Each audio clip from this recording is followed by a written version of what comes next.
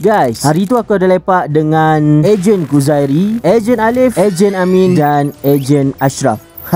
Itulah aku. Bertindak segera. Sambil-sambil makan tengah hari, sempatlah kita orang test Iris Ejen Ali ni. Hei, boleh tahan stylo. Guys, aku baru dapatkan Iris tadi. Okey lah, buat rasa-rasa dapatlah juga godek-godek sikit kan. Aku nak beli hari tu, tapi aduh, cepat berbenar, out of stock. Sorry. So, terima kasih banyak-banyak kepada Ejen Alif yang bawakan dia punya Iris ni. Nice, simple and style. Aku pun join lah, cuba try test godek-godek sekali, sebab dia macam stylo gak. Macam mana nak main ni? Aku tak tahu tu. Nampak macam struggle sikit nak explore. First time kan. Okay. So scan lah. Oh, scan. Belah ni.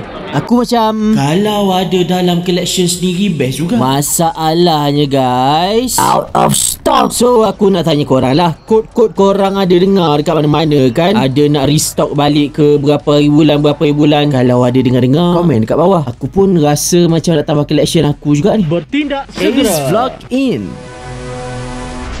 Seriously, sampai bila aku nak kena jaga kau ni? Kena siram.